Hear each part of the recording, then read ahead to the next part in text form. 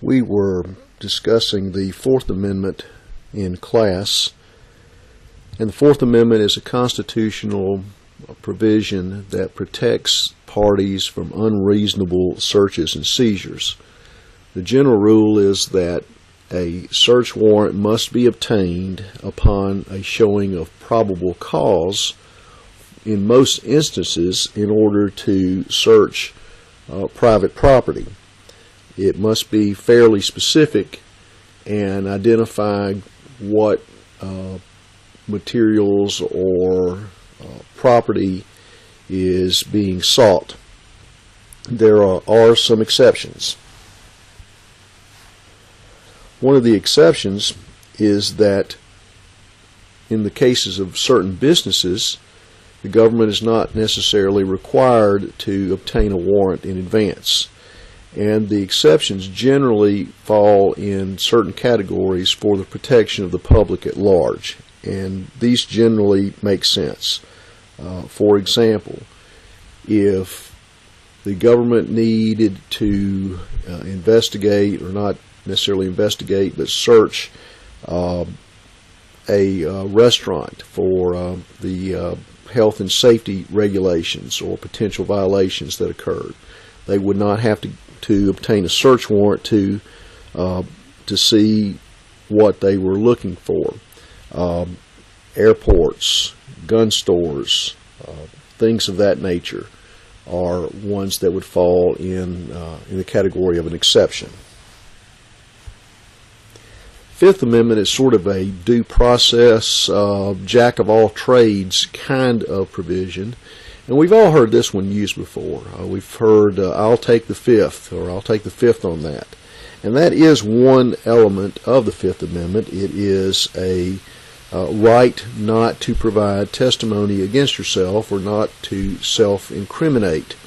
But it's more than just that. It also provides certain protections such as due process. Among those due process protections, the right to have a hearing before a neutral magistrate, as well as the protection against double jeopardy. And this is something that a lot of people don't quite understand. Double jeopardy provides that the state prosecution cannot twice subject someone to the loss of liberty for the same offense. And I said a lot in those words, few words, but they really meant a lot. One aspect of it is that the state or the prosecution cannot retry someone for a crime once they've done it once before. But that does not prohibit someone else. A few years ago, there was a former football player named Michael Vick that played football for the Atlanta Falcons. Vick was accused of running a gambling business and dogfighting operation and was being prosecuted by the state. He was negotiating a plea bargain with the state, and at some point the federal government became involved, and in that they said if he didn't go to jail as part of the plea bargain with the state, that they would prosecute him. A lot of people misunderstood double jeopardy, and they said that that was probably a violation of the Fifth Amendment double jeopardy provisions, when in fact it was not. And the reason is you had the same act, but it violated two separate crimes. You had a state crime as well as a federal crime. And so there was no prohibition against the state trying Michael Vick and the federal government trying Michael Vick, or in this case, the state reaching a plea bargain and the federal government, if they chose, to prosecute him for the violation of federal laws. That's one of the exceptions. Second exception might be situations that we've already discussed in class, such as the O.J. Simpson trial from years ago. O.J. Simpson was tried for the murders of his ex-wife and a friend and found not guilty. He was then sued in a civil case for the wrongful death of both parties. Because that did not subject him to a loss of liberty, meaning his freedom, that was not prohibited under the Fifth Amendment. Basically, a civil action and a criminal action are two separate and distinct things, and they do not require protection under the Fifth Amendment. Sixth and Eighth Amendments, as you see, have a number of different provisions here. The one that I like to mention is the Eighth Amendment prohibition against cruel and unusual punishment.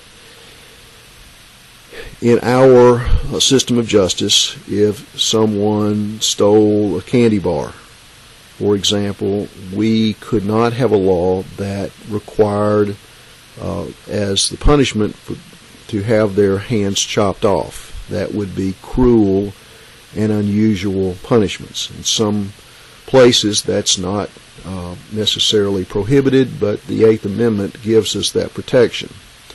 I like to refer a lot of times to movies and TV shows and things where I think it illustrates the principle. And here there was a movie a few years ago, a John Grisham movie called The Chamber. And I don't want to ruin the movie for you or the book if you haven't read the book or seen the movie. But one of the main themes of the movie was that the lawyer was seeking to have his client, the punishment overturned. And the punishment in the case was the gas chamber, sentenced to dying in the gas chamber. I don't know that much about it, but I'm told that the dying of in the gas chamber is not at all as many of us would think. It's not that you just fall asleep and lay down and die. Instead, it is a pretty gruesome, painful type of death. Your eyes pop out, you're foaming at the mouth, there's pressure that's built up, and in some ways it is very cruel. And this lawyer argued cruel and unusual based upon the Eighth Amendment. There was one part in the movie where the defendant, who was in jail on death row, said, "Well, what are we doing here? Why are we even bother doing this? If you win, they'll just find another way to kill me." And the lawyer said, "Every day that I keep you alive is a win."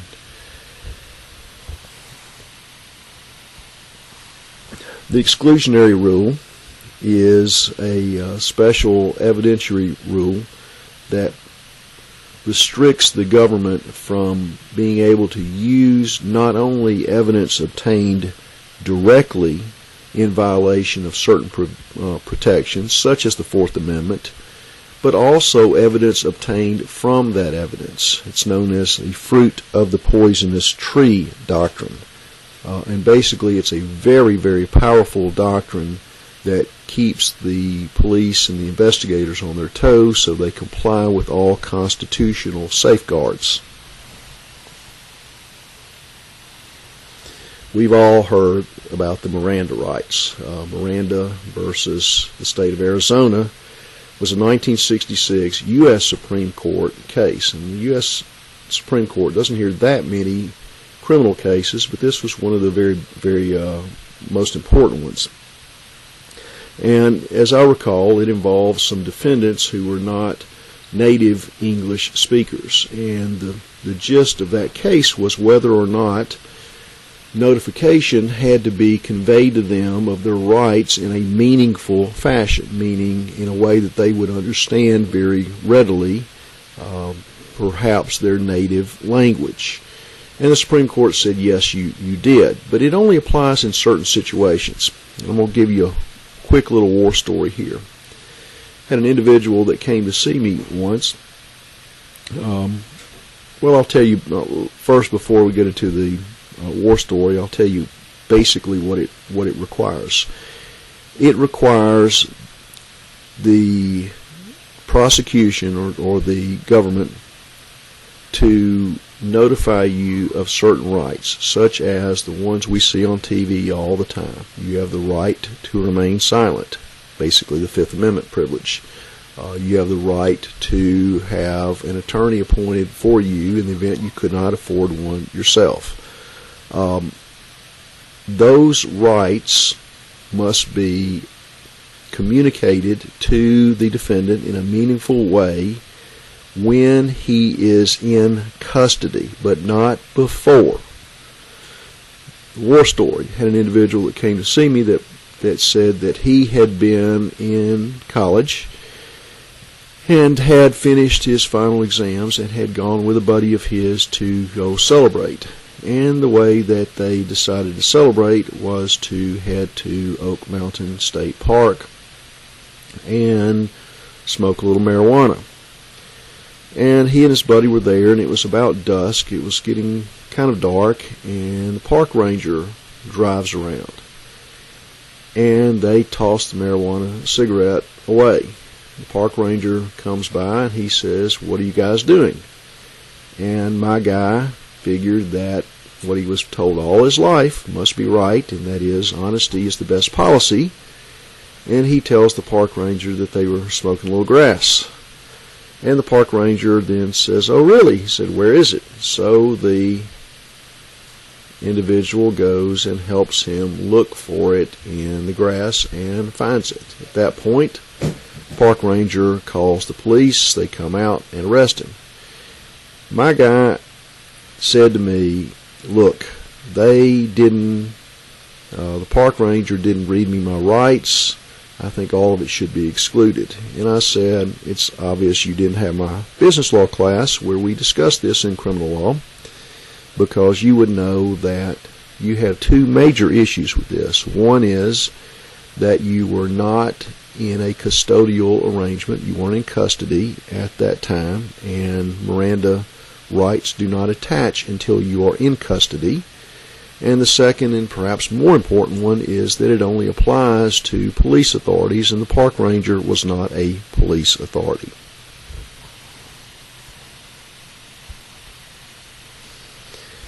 And slide 19 gives us a little look into the criminal process. You can look at that on your own. You can read the definitions. And that's really all that I wanted to cover the rest of this chapter. Thank you very much.